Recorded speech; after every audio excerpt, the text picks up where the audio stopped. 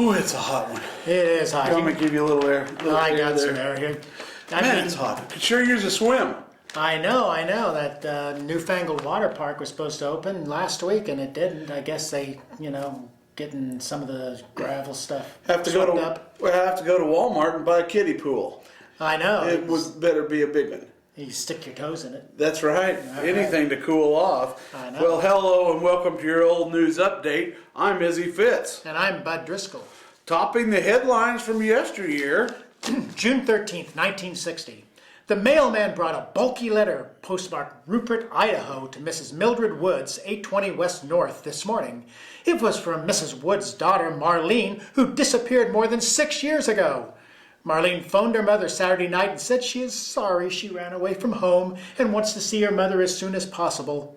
Marlene is now married and very happy. They have their quotes, not mine. That's right. Mrs. Woods said. Marlene, then 16, was a 16-year-old ninth grader? That's pretty old. Must not have been too bright. I know. When she ran away from home in 1954, her mother had not heard from her in 6 years and 3 months. What do you think it was over? Why do you think maybe she didn't clean her room? I think so, but it could have been a boy. It's always about a boy. It's always about a boy. Always about a boy. June 13, 1935. County officials received a warning today that a band of gypsies is believed to be coming in this direction. Wednesday, a group of gypsies beat a Marion man out of $80, according to reports received by Sheriff C.J. Anderson. And this morning, a group of the Wanderers gypped a man at Russell out of $40. So what's the difference between a beat and a gyp? I don't know. They didn't give those kind of details back then. I just want to know the difference between a beat and a gyp. All right. June 8th, 1910.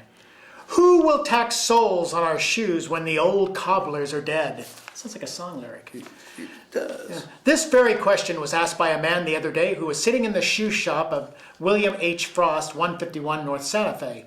Mr. Frost easily answered the question. No one, was his answer. The shoe repair business is a poor trade, said Mr. Frost. The young men of today don't want to be shoemakers. There are 9 cobblers in Salina, and only one of the men is under 45 years of age. And he's about 40. He must have been a prophet because you can't find them these days around these parts. I know. You can't find any cobblers. Nope. Except at the River Festival, but they're pretty good when you eat them with ice cream. Apple cobbler, cherry cobbler, good. peach cobbler. They're good. That's right. June 10, 1910. Jacob Sands, 64 years old, a veteran of the Civil War who lives upstairs in his building at 144 North Santa Fe, has received official notice from the Pension Bureau in Washington of an increase of his pension to $36. I had been receiving $14 a month, and my claim was for $72 this time.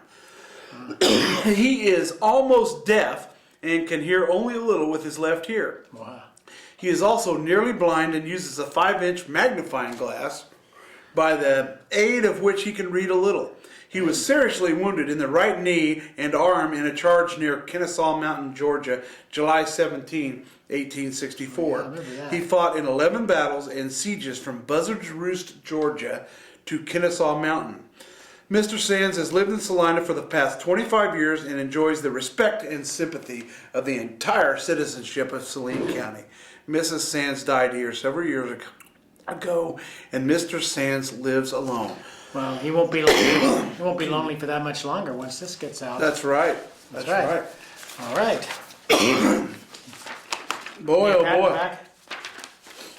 Read more about the way things used to be in the look back section of Monday's Salina Journal. Hey, you have a good weekend and get some water, and we'll Yeah. see you yesterday.